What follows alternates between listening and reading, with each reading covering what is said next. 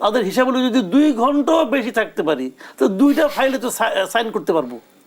তারা তো মজা পেয়ে গেছে, যে উপদেষ্টা থাকলে পরে কি মজাটা লাগে, এটা মজা তারা অলরেডি পেয়ে গেছে। কিন্তু মনে হচ্ছে যে প্রধান উপদেষ্টা আইদার উনি ওই চেয়ারে বসে উনি অন্ধ এবং বধির হয়েছেন। আমরা এখনো নির্বাচন কিংবা সংস্কার কেন্দ্রিক সমস্যাগুলো সমাধান সূত্রে পৌঁছাতে পারিনি। সেই জায়গা থেকে আমরা দেখছি যে একের পর এক নতুন বিষয় যুক্ত হচ্ছে, নতুন সংকট তৈরি হচ্ছে। আপনি নিশ্চয় অবগত আছেন, ভারত হঠাৎ করে বাংলাদেশি পণ্যের উপর স্থলবন্দর নিষেধাজ্ঞা আরোপ করেছে। এর আগে ট্রান্সশিপমেন্ট বাতিল করে ভারত, সে সঙ্গে সীমান্তে বিএসএফের পুশিন তো রয়েছেই। সবকিছু মিলে আসলে আমরা কোন পরিস্থিতির দিকে অগ্রসর হচ্ছি? শুনেন, এই সব কিছুর পেছনে মূল লক্ষ্যটা হলো নির্বাচনকে বিলম্বিত করা,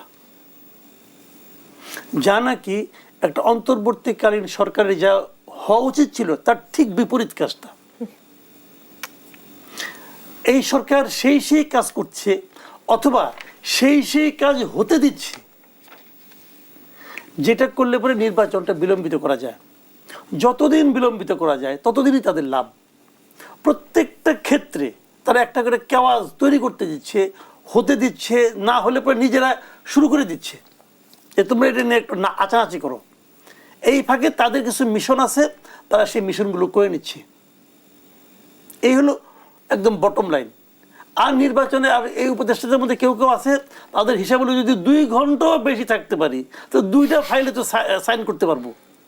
তারা তো মজা পেয়ে গেছে, যে উপদেষ্টা থাকলে পরে কি মজাটা লাগে, এটা মজা তারা অলরেডি পেয়ে গেছে। কিন্তু তারা এখন ওই ধান্দায় আছে। আপনি ছোট একটা ঘটনা বলি, দেখেন বিষয়টা হলো কি, আপনাকে ভাই নিয়ম মেনে চলতে হবে। আপনি কোন নিয়মটা মানবেন সেটা আপনাকে বলতে হবে। কিছু নিয়ম মানবেন না, না মানলে বলবেন কি এটা হলো বিপ্লবের সরকার, এটা অমুকের সরকার, তমুকের সরকার, আমরা সব পারি।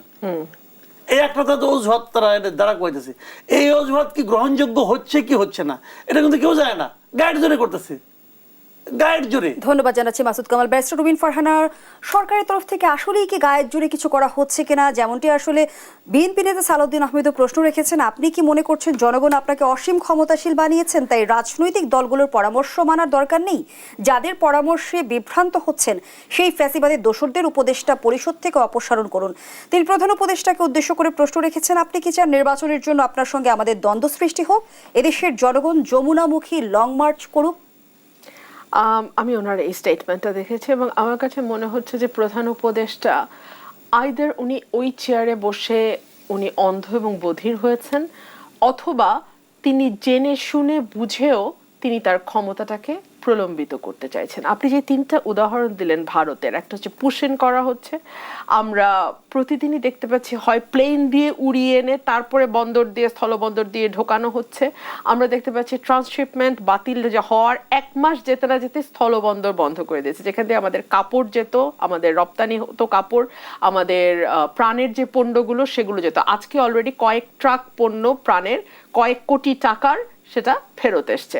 সো আমরা একদিকে ভারতের সঙ্গে একটা অদ্ভুত সম্পর্ক তৈরি করে রেখেছি, অন দি আদার হ্যান্ড মিয়ানমারের সাথে আমাদের সম্পর্ক কি সেটাও কিন্তু আমাদের কাছে স্পষ্ট না। আমরা বর্ডার শেয়ার করি কিন্তু ভারত আর মিয়ানমারের সাথে, আমাদের কিন্তু আর কারোর সাথে বর্ডার শেয়ারিং নাই। মিয়ানমারের সাথে আপনি চিন্তা করেন, মানবিক করিডোরের কথা বলে বাংলাদেশের একটা পলিটিক্যাল পার্টির সঙ্গে আলোচনা না করে আমরা মানবিক করিডোরের নামে ইউএনকে সেখানে অ্যাক্সেস দেওয়ার কথা বলছি। আমরা দেখতে পাচ্ছি যে বর্ডার ক্রস করে মিয়ানমারের মানে একেবারে পোশাক পরা লোকজন এসে আমাদের বর্ডারে নাচ গান অনেক রকম খেলাধুলা করে আবার ফিরে যায়, আমাদের সরকারের টু শব্দ করবার কোনো ইয়ে হয় না। আবার সেই মানে প্রেস সচিবের কথা বলতে হয়, তিনি খুব উঁচু গলায় ওই অনুষ্ঠানে বলছিলেন যে একটাও তো রোহিঙ্গা এত বছরে কেউ পাঠাতে পারেনি। এখন এই 9 মাসে কি একজন রোহিঙ্গাও গেছে?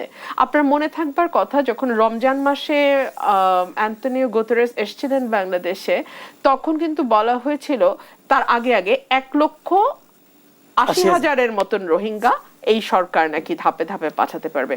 উল্টো 1 মাস যেতে না যেতে 1,13,000 রোহিঙ্গা বাংলাদেশে নতুন করে আবার অ্যাড হয়েছে। সো এই সরকারের না ভেতরের পরিস্থিতি স্থির আছে, না আন্তর্জাতিকভাবে তার প্রতিবেশী দেশগুলো, বিশেষ করে যাদের সাথে সে বর্ডার শেয়ার করে, তাদের সঙ্গে তার সম্পর্ক স্থির আছে।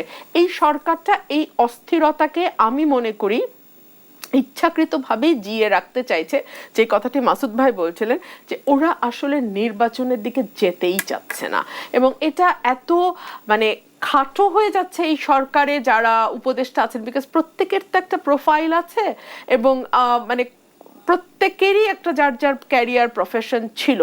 ওই জায়গাটা থেকে বের হয়ে ওনারা যখন এইভাবে নেইকেডলি ক্ষমতা আটকে রাখার একটা চেষ্টা ওনারা করে যান, যে 2 মিনিট বেশি থাকলে 2টা বেশি ফাইল সই করা যাবে, সত্যি এখন এরকমই লাগে। কারণ আজকেও ইকোনমিস্টকে একটা সাক্ষাৎকার দিয়েছেন আমাদের প্রধান উপদেষ্টা, সেখানে তিনি বলেছেন যে এটা জুনের পরে যাবে না, আবারও সেই জুন দেখেন ডিসেম্বর থেকে ডিসেম্বরে হতে পারে এমন কথা বলেছেন তিনি, বলছেন জুনের বাইরে যাবে না। তার মানে ওই 6 মাসটা কিন্তু উনি রাখছেন, উনি চাইলেই কিন্তু একটা ক্লিয়ার আনসার করতে পারেন যে আসলে সরকারের পরিকল্পনা কি।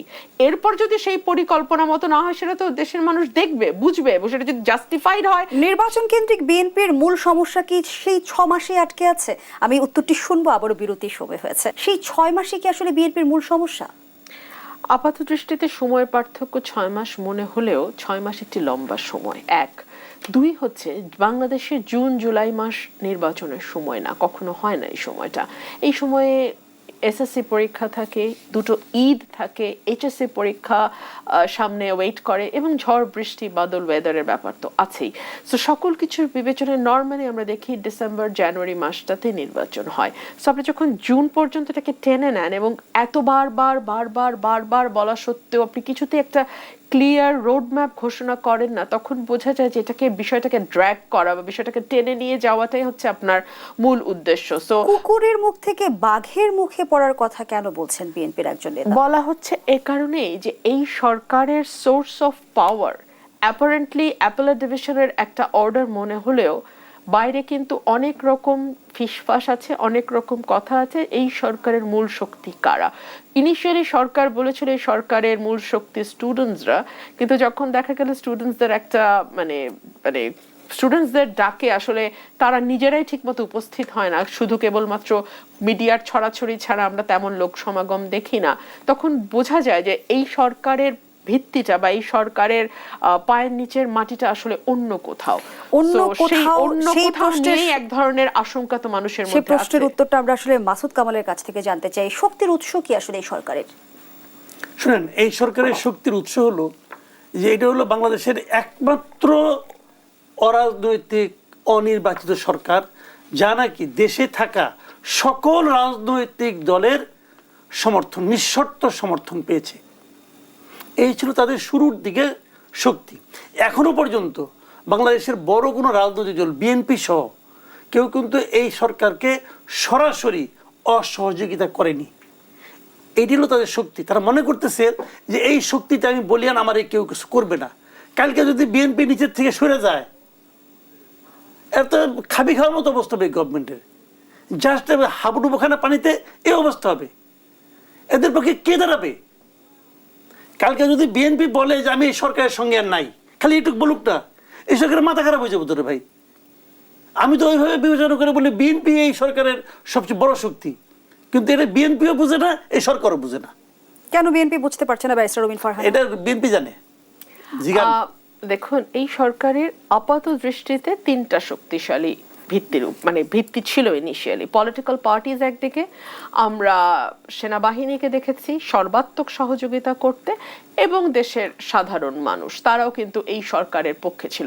কিন্তু আপনি একটা চিন্তা করেন, এক একটা দিন পার হচ্ছে, 9 মাস কিন্তু খুব অল্প সময়ের। একটা নির্বাচিত সরকার 5 বছরের জন্য যে আসে, তার জন্য কিন্তু 9 মাস বা অলমোস্ট আ ইয়ার, এটা কিন্তু হানিমুন পিরিয়ড থাকে না। 6 মাস বলা হয় একটা মোটামুটি হানিমুন পিরিয়ড। সো এই সরকার হানিমুন পিরিয়ড পার হয়ে শেষ।